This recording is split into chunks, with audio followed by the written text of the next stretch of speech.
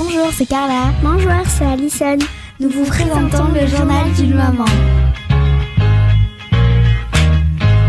Bonjour, je suis très heureuse de vous retrouver aujourd'hui pour une nouvelle émission du journal d'une maman. Nous allons parler aujourd'hui des TDAH, des troubles de déficit de l'attention et de l'hyperactivité.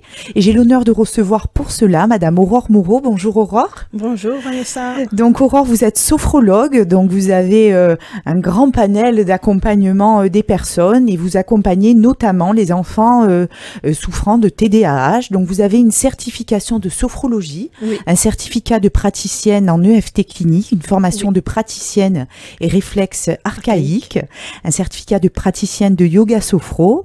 Vous avez également suivi une formation de coach en développement personnel et professionnel et vous avez fait également différentes formations sur le TDAH et l'autisme. Alors vous avez passé 15 ans en tant qu'assistante de direction dans différentes sociétés et puis vous avez fait un burn-out. Oui. Et vous avez donc découvert la sophrologie et c'est bien fait. Et vous êtes formé en fait dans l'idée d'aider les personnes atypiques à mieux vivre dans leur quotidien et à se prémunir donc de ce burn-out malheureusement qui est très fréquent chez les personnes de plus en plus. Donc vous avez créé votre entreprise en 2019. C'est ça. Vous gérez également une association à but non lucratif qui s'appelle les Ateliers avec Aurore. Tout à fait. Vous réalisez des ateliers pour enfants et des ateliers yoga sophro. Et vous êtes également directrice déléguée aux affaires sociales pour l'association Aurémis, Tout à fait. qui lutte contre le harcèlement scolaire et pour l'inclusion des handicaps invisibles.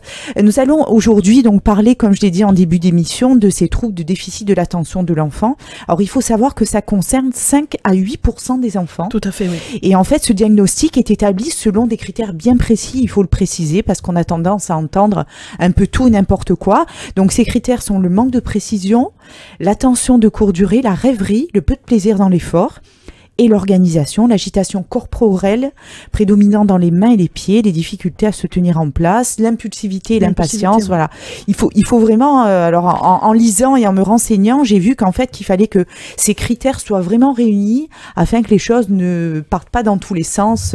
C'est ça. En fait, il y a beaucoup de critères qui sont communs avec d'autres atypies, par exemple haut potentiel et impulsif aussi.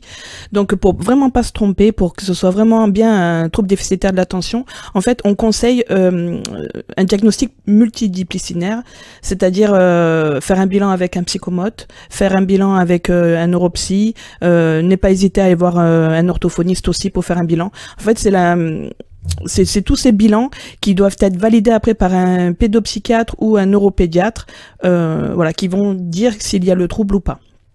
D'accord, oui, c'est vraiment très important de le rappeler, Oui. parce qu'on entend encore beaucoup de maîtresses, par exemple, employer des mots ou mettre une étiquette sur l'enfant, alors que finalement, tous ces critères ne sont pas réunis. Alors, souvent, les parents en ont ras-le-bol de consulter quand le diagnostic est posé. Alors, il y en a même qui prennent des traitements médicamenteux afin de diminuer les conséquences de ces troubles. Et alors, il y a la sophrologie qui vient en aide à ces enfants, dont vous, Aurore. Donc, c'est une pratique régulière de cette discipline qui est particulièrement intéressante et qui est souvent qualifiée d'ingérable par les adultes qui les accompagnent, ces enfants-là. Hein.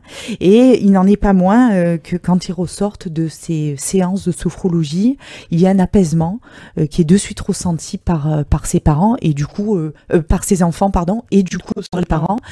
Comment vous accueillez ces enfants et comment vous travaillez avec eux? Alors déjà, avec des enfants comme ça atypiques, on peut pas faire de la sophrologie pure comme on fait de la sophrologie pour adultes. Il faut vraiment s'adapter à l'enfant. Comme j'ai des connaissances en réflexe archaïque, il y a des petits outils dans les réflexes archaïques. Je prends aussi un peu de brain gym, je prends de la cohérence cardiaque et je fais un petit mélange de sophrologie avec tout ça. Et pour m'adapter au maximum à l'enfant, et les outils que je crée, parce que c'est vraiment des créations de choses qui n'existent pas, aident l'enfant dans son quotidien. Et effectivement, vous avez raison de le souligner, c'est qu'une fois que l'enfant est un peu plus calme, un peu plus apaisé, et aussi une fois que les parents savent exactement quoi faire quand l'enfant est pas bien, du coup la vie est beaucoup plus simple et beaucoup plus facile dans le quotidien. Tout à fait. C'est ce qui ressort en fait, hein, parce que finalement la sophrologie, ça permet la détente du corps et de l'esprit, et ça apprend aussi à détendre le corps, à se poser.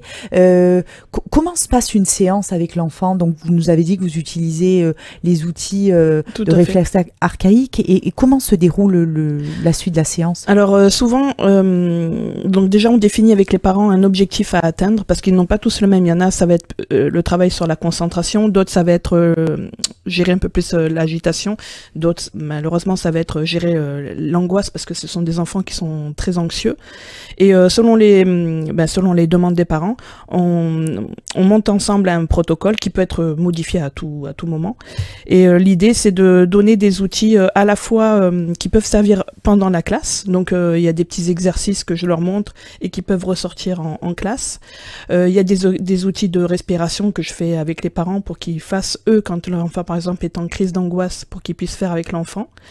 Et il y a toujours soit un sophroconte, soit une séance de relaxation à la fin. Et tous ces outils-là, on les voit en séance, et après je les transmets par mail aux parents pour qu'ils puissent après continuer l'entraînement à la maison. Parce que la sophrologie, c'est comme un sport. Il faut s'entraîner pour pouvoir vraiment avoir des effets très positifs dans le quotidien. On peut pas faire une séance de sophrologie et dire ouais super, j'ai fait ma séance. Il faut continuer dans le long terme. Et puis même les petits outils que je donne pour que l'enfant puisse faire en classe, l'aide au quotidien aussi également. Au bout de quel moment vous voyez une amélioration chez ces enfants? Ça peut être, alors ça dépend. Il y a des enfants, ça va très très très vite, parce que rien que de fait d'en parler déjà, on aide déjà à évacuer certaines angoisses. Et il y a des enfants, je vais prendre l'exemple de mon fils. Alors il n'a pas le TDAH, mais il est hyperactif. Et nous tous les jours, pendant 2 ans, on a fait tous les jours des exercices de sophro avant qu'il parte à l'école pour pouvoir faire en sorte qu'il soit moins agité. Et ça se voit de suite, en fait, les maîtresses me le disent de suite. Quand il fait sa sophrologie le matin, la journée se passe beaucoup mieux. En fait, ça permet de les canaliser finalement. Oui, il y a des choses qui se passent. En fait, l'enfant TDAH a souvent, enfin, je l'imagine un peu comme une pile, comme si la pile débordait d'énergie. Donc, il faut pas mettre un couvercle sur cette pile, ça sert à rien. Il faut que l'énergie soit dépensée. Et avec les outils que j'utilise, ça permet de dépenser de façon canalisée, de façon sans que ça parte dans tous les sens. Et du coup, l'enfant, il parvient à décharger sa petite pile. Et en plus, il gêne personne en faisant son exercice de sophro. Souvent, ces troubles ont un impact sur la vie, on l'a dit, de l'enfant, mais surtout des familles. Tout à fait. Est-ce que les parents alors vous leur donnez des outils pour les enfants, mais est-ce que eux doivent aussi adapter ou un comportement ou avoir des outils pour que l'enfant réponde différemment à leurs demandes, par exemple? J'aime beaucoup cette question. En fait, les parents, souvent... oui, ils sont complètement perdus parce qu'il faut changer absolument notre façon d'éduquer. On n'a pas l'habitude de s'occuper d'enfants comme ça. Et aux parents, je propose un coaching en ligne. Pourquoi en ligne? Pour que ça soit disponible quand ils veulent. C'est quelque chose qui est ouvert 24 heures sur 24. Et là, ils puisent des informations. Ils ont un coaching, un soutien, parce que mine de rien, quand on est parent d'enfants atypiques, on s'en prend plein la tête par les autres, les regards, on est tout le temps convoqué chez la directrice à l'école, donc ils ont énormément besoin de soutien, ces parents-là aussi. Et oui, effectivement, il faut modifier légèrement la façon dont on éduque un enfant quand on a un enfant atypique comme ça à la maison. Tout à fait. Qu'est-ce que vous avez vu au cours de ces accompagnements que vous faites? Je pense que vous avez des histoires à raconter sur des enfants qui sont arrivés ingérables, entre guillemets, comme on les appelle, et qui finalement, au fil du temps, se sont calmés, ont peut-être adapté certaines choses. Est-ce que vous avez des exemples? Oui, là vous me faites venir l'image d'un petit Lucas. Donc il y avait sa maman avec nous dans la séance. Et donc un enfant très très agité, mais on l'accueille toujours avec bienveillance, donc ça va pas mal. Mais dès qu'on commence la séance de relaxation, d'un coup, un calme sur son visage, dans ses membres, ça s'est vu, c'était physique, quoi, ça se voyait qu'il était waouh. Et je regardais la maman pendant que je faisais la séance, et elle et moi on n'en revenait pas, parce que ce petit gamin, il était tout feu tout flamme. Et là d'un coup, waouh. Et là, je me dis, mais la sophrologie, j'aime pas dire ça, mais ouais, c'est magique. Ouais, des fois, j'en reviens pas. Donc, est-ce que ça a perduré, du coup, chez ce petit Lucas? Oui, on a fait plusieurs petites séances, et après, c'était plus nécessaire de venir me voir. Après, la maman, en fait, elle a les outils à la maison pour pouvoir continuer à la maison.